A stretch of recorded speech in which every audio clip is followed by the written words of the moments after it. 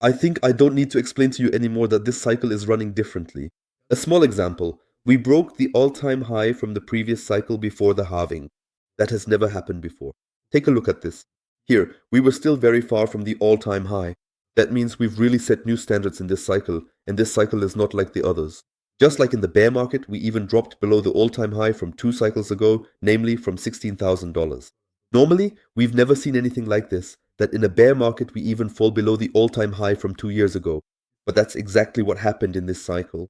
The way we're rising here is also different. This is not how we typically know it from the crypto market. Here we had an euphoric phase. It went up for weeks, months, and the markets completely exploded. What we have this time is that we always get nice upward phases over a short period, then a sideways phase, a stagnation, and then the exact same pattern starts all over again. Uptrend, sideways phase, and then it becomes increasingly difficult for us to set new all-time highs. And I think we need to talk a bit about why this is happening, because right now we're seeing again that there's larger selling volume, especially from bigger entities. And that's exactly what's preventing Bitcoin from entering a euphoric phase, because it keeps Bitcoin from overheating. It's exactly the same here with the Coinbase Premium Index. We're seeing that, especially on Coinbase, institutional investors and large holders are currently more likely to be selling than buying. Of course, this creates short-term selling pressure, but we've already seen that happening. That doesn't mean we're going to drop back down to $50,000. In my opinion, you know this scenario. At most, we could fall as low as $100,000. However, it's also possible that, at least in the short term, we've already seen the worst for Bitcoin. But that's not what today is about. Today is about the bigger picture. It's not about where Bitcoin will be tomorrow, but where it will be in the coming months. What does the whole game look like here? And why aren't we in the euphoria phase yet? Why haven't we seen any altcoins yet? That can actually be explained pretty well with this too. As I just showed you, we can clearly see the correlation here that even larger entities are currently selling.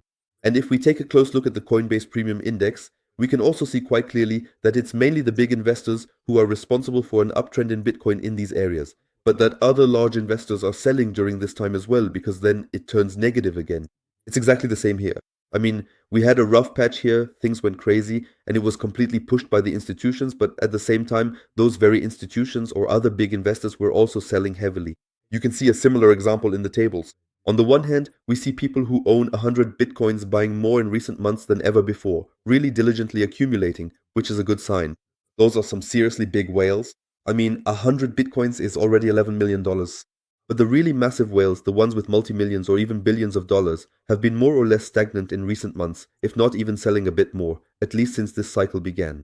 I think you can see that pretty clearly in this statistic because I'm going to explain to you now what's different in this cycle compared to before. We don't have that one big phase of euphoria. We're climbing up in steps here, and that's simply because when we have such a big upward trend, there are long-term Bitcoin investors who bought Bitcoin for just a few cents or a few euros who might own thousands of Bitcoins. In a region like this, they just casually sell off hundreds of Bitcoins because they don't really depend on big price action. They just keep selling from time to time whenever these kinds of prices come up. That's exactly when the whales who have been holding Bitcoins forever start selling. I mean, you can see that pretty clearly here. When we started to rise in this cycle, it increasingly began that especially the big investors started selling here. We had an upward trend. After every upward trend, we see a direct price drop here, showing that more huge Bitcoin addresses are selling. If we go up now and look at who owns 10,000 Bitcoins or more, we see exactly the same pattern. Ever since Bitcoin started rising here, the giant whales have been leaving the market bit by bit. After every upward trend, they sell step by step. On the other hand, we also see that other entities are building up their position. And now, in this cycle, what's special is that old Bitcoin whales are selling off bit by bit and the money is being transferred into the hands of institutional investors. Because at BlackRock, we still see a lot of capital flowing in. There, institutions and major investors are buying in, as well as other whales who were previously more active in the stock market or elsewhere. They are gradually coming in too, while ancient Bitcoin whales are selling off step by step. And so the money moves back and forth, and that's also the reason why we haven't overheated here yet, because we have too much selling pressure for us to suddenly experience a phase of euphoria.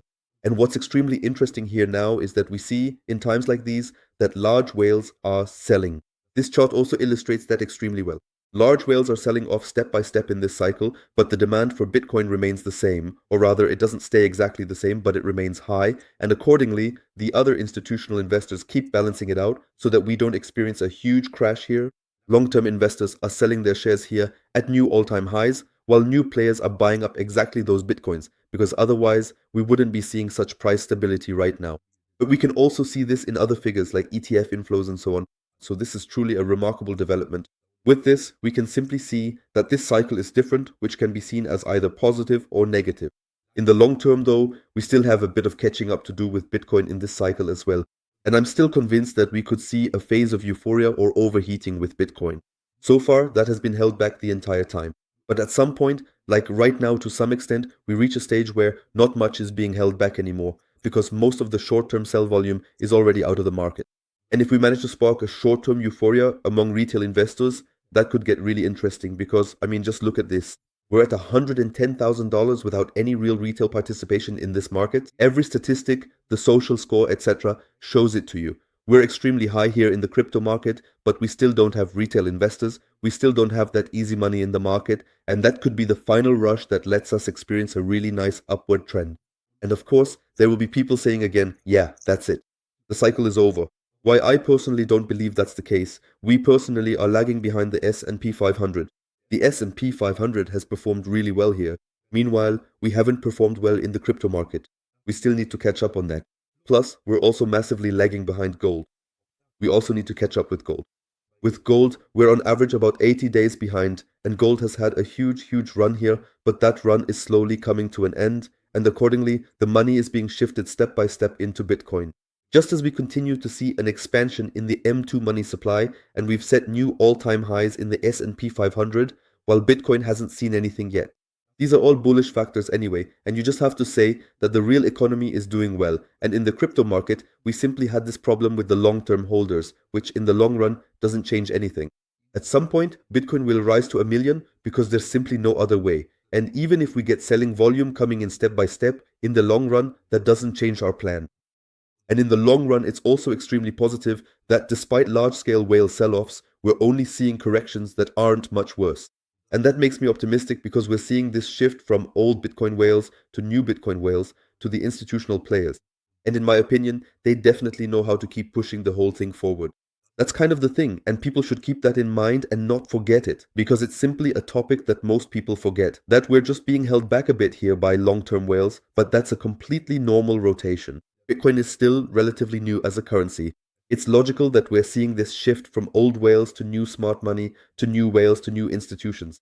In the long run, this doesn't change the plan, but that's also part of the reason why we haven't seen any euphoria or an altcoin season yet, because so far we haven't been able to overheat. But that's just my personal opinion. Feel free to share your opinion in the comments as well. Otherwise, see you next time, friends. Ciao.